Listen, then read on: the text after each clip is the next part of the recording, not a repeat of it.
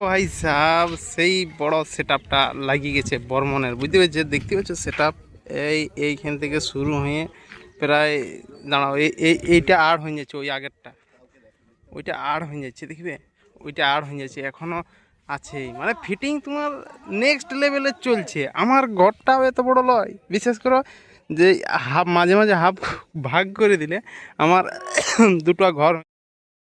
এই ভাই লোক সবাই কেমন আছো? তো দেখতে পাচ্ছ পিছন দিকে বর্মান মিউজিক ফিটিং করছে, তো অনেক দাদা ভাই বারণ করছে আমার ফোনটাতে একটু মানে নিয়ে করে ফেরত দিয়ে দিলে এরকম সিচুয়েশান হলে, কারণ ভিডিও বানাতে দিবে নাই, এরকমই তাদের যুক্তি।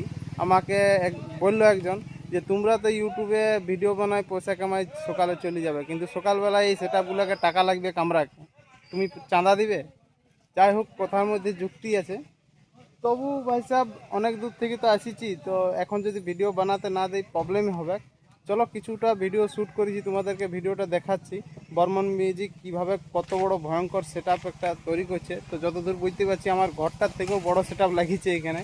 তো পাওয়ার মিউজিক ওই সাইডে লাগবে, যেমন সব দিনেই জানো যে পাওয়ার মিউজিক লাস্টে সেটআপটা ঢুকে, কিন্তু পুরো একদম বুঝতে পারছো তো। আর বেশি কিছু বলবো না, চলো তোমাদেরকে দেখাচ্ছি। কিনা আশিস আশিস বলছে, অনিমেষ আসছে আমার নিচের বেসগুলো দেখতে পাচ্ছি, এগুলো আশা করি 2 এর বেস বটে। তো এই মাঝের যে প্লাইটা দিয়ে আছে এইটার জন্য গুনতেও অসুবিধা আছে।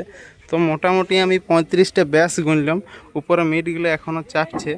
আর ওইদিকে দেখতে পাচ্ছ দাদা ভাইরা দেখো ফিটিং করছে মিটগুলো উপরে, সেইখানে এক গাড়ি আছে, ওইদিকে এক গাড়ি আছে, এইখানে নামানো আছে। এখানে দেখতে পাচ্ছ র্যাক টুইটারগুলো, প্রেসার মিটগুলো এখানে আছে সব। মেশিন সেটআপ তোমাদেরকে দেখাচ্ছি। মেশিন সেটআপ দেখতে পাচ্ছ, ইসমে তেরা ঘর চালা যায়গা পুরা, একদম দেখতে পাচ্ছ মেশিন সেটআপ। এই দেখো ভাই সব মেশিন সেটআপ সব এখানে, কিন্তু সব মেশিন সেটআপগুলো রেডি হচ্ছে। একটা দাদা এখানে দেখো মানে বাতাস দিয়ে সব ধুলাগুলো পরিষ্কার করছে। আর ওই দিক থেকে দাদারা সব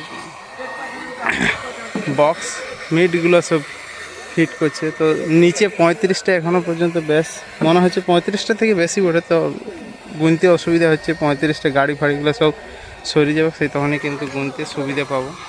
35টা নিচে আছে, উপরে কতগুলো মিট চাপায় এখন কি জানে, দেখা যাক।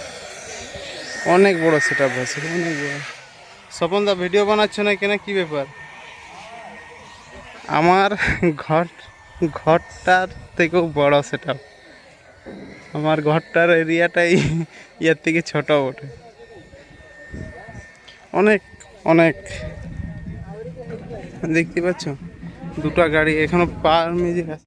ওই যে এখানে কিন্তু বর্মন মিউজিক ফিটিং করছে, তার ওই দিকে যে বালি ফাঁকা মাঠটা দেখতে পাচ্ছ, ওইখানে ধরতে পারো 50 হাত দূরেই কিন্তু পাওয়ার মিউজিকের সেটআপটা লাগবে। কিন্তু এখনও পাওয়ার মিউজিকের কোনো নামও নিশান নেই, কারণ পাওয়ার মিউজিক এখনও পর্যন্ত ঢুকে নাই।